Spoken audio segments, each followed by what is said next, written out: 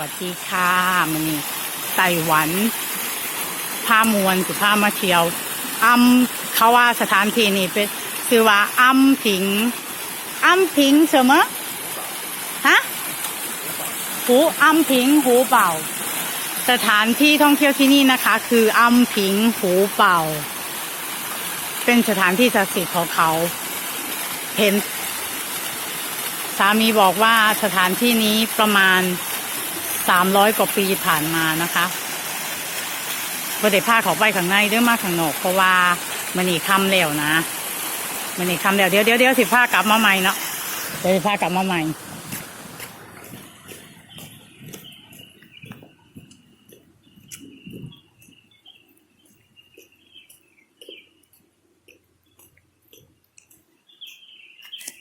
สถานที่นี่สามีบอกว่า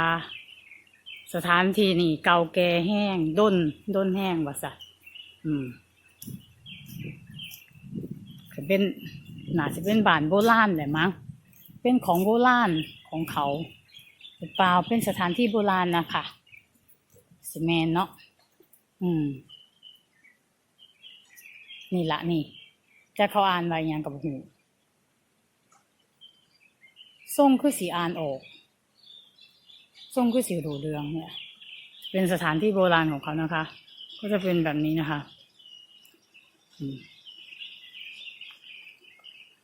ถือว่าสถานที่นี้ด้นแห้งเดี๋ยวสิพาไปเบิ่งเนาะเขาก็ตัดใหม่ตัดหยังเนาะเนี่ยเดี๋ยวสิพากลับมาเบิ่งสถานที่เดิมนะคะเป็นการถ่ายวิวงามๆเนาะเป็นสถานที่โบราณบ้านเขานะเป็นพามาเลยอยากถ่ายวิดีโอให้เบิ่งเนาะค่อยๆถ่ายให้เบิ่งนี่แหละเจียวเสมอพ็อกเก็ตผิงกูเป่าผิงกูเป่านี่คือสถานผิงกูเป่าผิงกูเป่านะผิงกูเป่านะคะเป็นสถานที่โบราณของเขาสวยงามกับมีผู้คนมาเที่ยวแต่ว่ามีหน่อยมันมีหน่อยมีบ่หลาย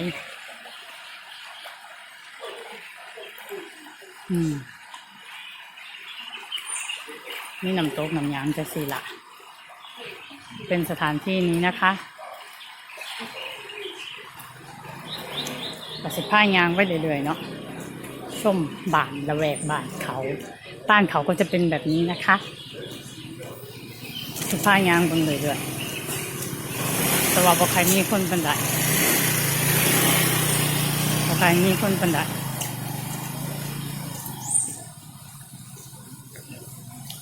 เป็นจังสิเนาะทำแล้วว่าใครชัดบันไดถ้ามาเบิง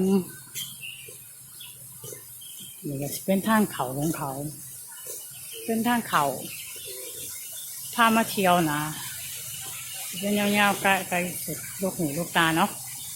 เป็นอะไรสิแหละข้างในสิใหญ่อยู่แต่ว่าบ่ได้เข้าไปเหมือนมาสายเราเลยว่ะบ่ต้องเข้าไปดอกแล้วว่ะบ่ต้องเข้าไปค่อยเข้าไปเหมือนหลัง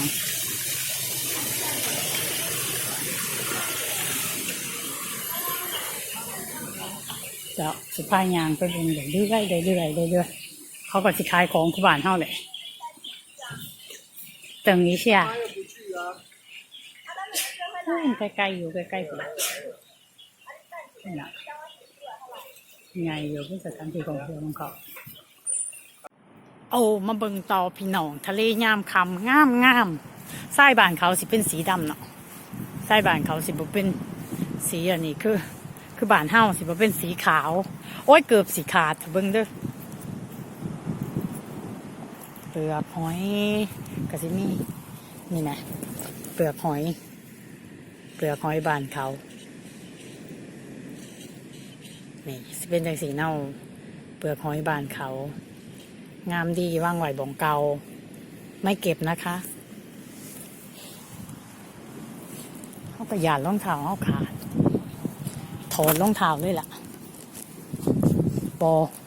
ถอดรองเท้าออกแล้วล่ะบอใส่หัวมันดอกรองเท้าเอาไปสิพายาง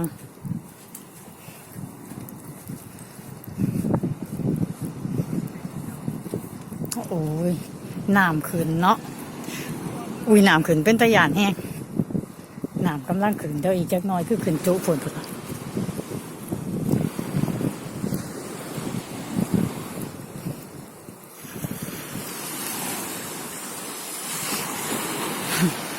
ทะเลบ้านเขาใช่ก็สีดำปื้อบนที่ขาวจวดคือบ้านเฮาเว้ยแต่ว่าน้ำบ้านเขาสีงามอยู่แต่นี่มันกลางคืนเนาะมันก็เลยเบิ่งบ่งามปานใดอู้ยใกล้ๆเลยอุ้ยสิว่างามกับบ่งามเด้อคือเป็นตะยานแต่เนาะ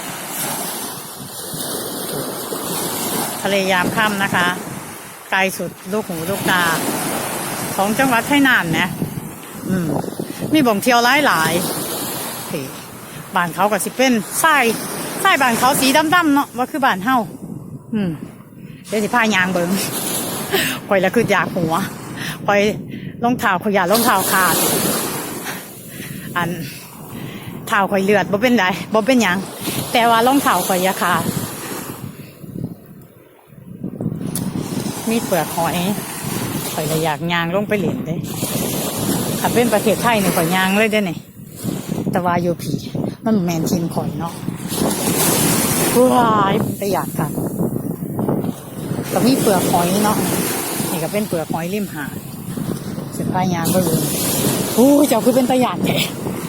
ข่อยจะตกใจมากแต่ละเถื่อคลื่นมากแต่ละเถื่อแม่เป็นตะหยาดแห่งพุ่งโอ้เป็นตะหยาดคักพายางเบิ่งเนาะพายางสาตีนกับเจ็บ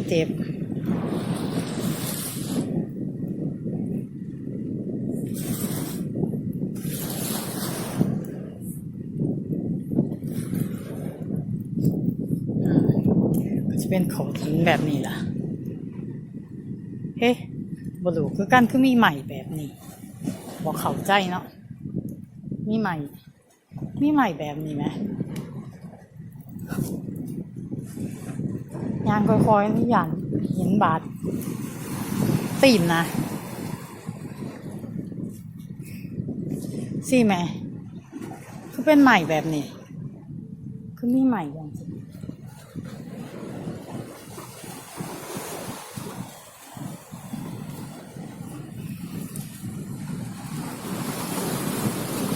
กับผ้ามาเบิ่งสิเป็นแบบนี้เนาะนี่นะสิเป็นแบบที่พูนทางพูดเขาสิพากันตกปลานะบางคนเขาก็ไม่ยื่นเบิ่งความสงบบ่แม่นความสงบบางคนเขาก็ไม่ยื่นแบบยื่นให้เจ้าของสงบนะเบิ่งทะเลไปเรื่อยๆอย่างจะสิเนาะโอ้ย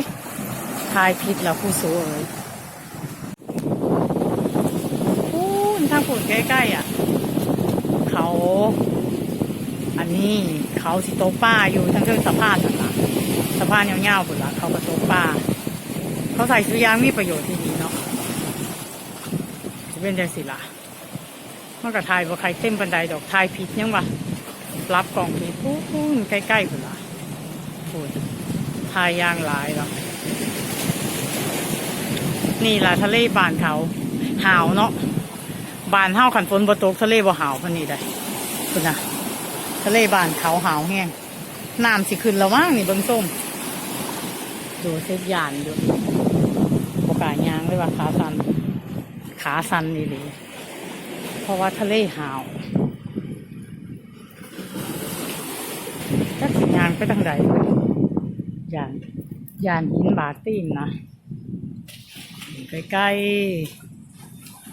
ๆไปงานไปทัวร์ไปเข็มWhat?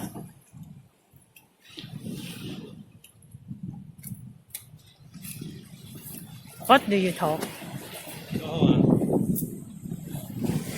Why go home? Why come go home? Come go home. ไต้หวันผ้ามวนกับผ้ามาตอที่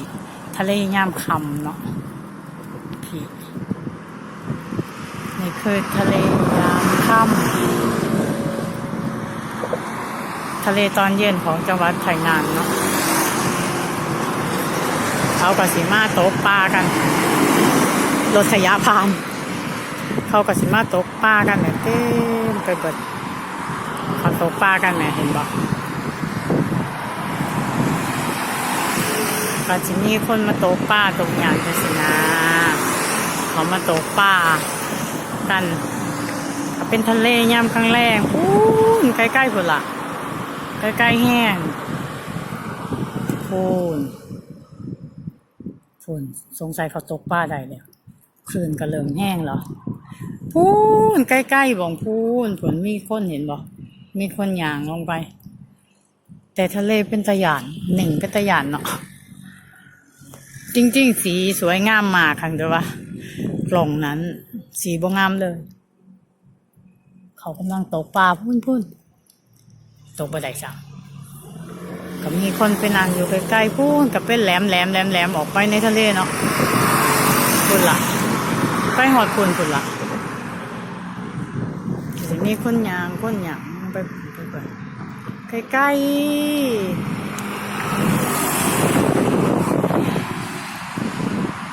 เขาบอกว่าหลังพามาเบิ่งทะเลยามเย็นเนาะเขาก็พากันยางลงไปเดี๋ยวเขาก็บ่ยานน้ำคือแบบน้ำสูงแห้งทางใดเนาะทางเมื่อบ้านกับประเทศไทยเนาะทางไหนวะ